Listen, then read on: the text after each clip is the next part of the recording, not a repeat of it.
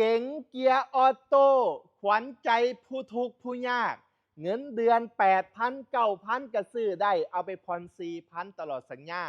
ป๋ายะจัดให้ครับพี่น้องก่อนอื่นทักทายกันครับสวัสดีครับป๋ายะปันท่ารูปรอใจดี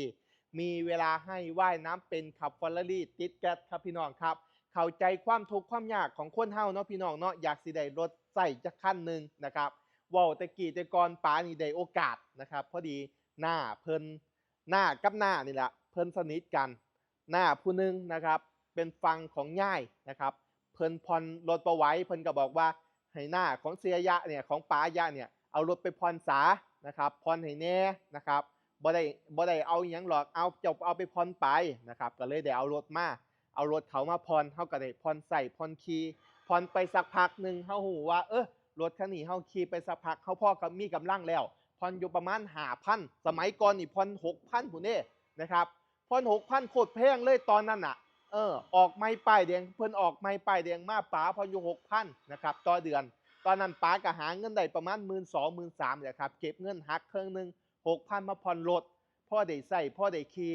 ย่ามยาย่ามย่ายเจ็บไข้ได้ป่วยกับพ่อได้พาขับเพิ่นไปหาหมอนะครับย้อนว่ามีรถมีเรือนี่แหละครับเฮาจังดูแลครอบครัวเฮาได้นะครับผมมันบ่แม่นว่า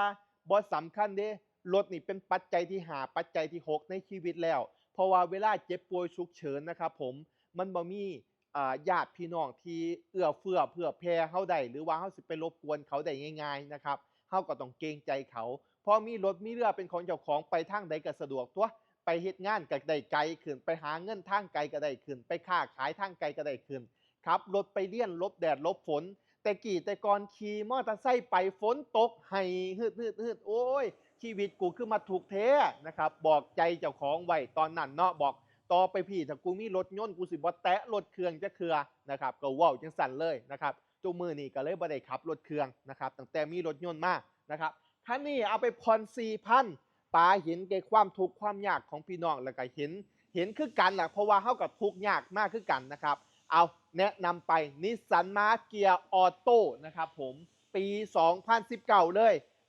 259,000 บาทไปนะครับพี่น้องเบิ่งคลิปนี้เดี๋ยวป๋าให้ส่วนลดอีก 20,000 ไปเหลือ 239,000 ได้ Nissan Mark-Gear Auto ไปขับไปขี่นะครับเอาไปฟรีดาวน์เลขไม่อยู่ 110,000 โลนะครับพี่น้องสวยรถเดิมเด้อครับนี่เดิมหมดรถไม่เฉียวไม่ชนไม่ต่ำ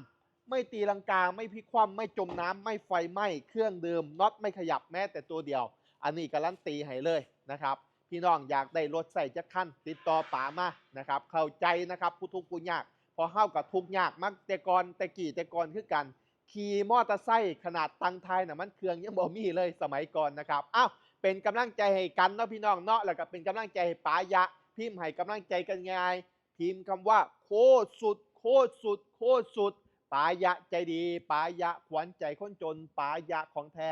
กดไลค์กดแชร์ให้ป๋านี่เด้อพี่น้องเด้อแก้ว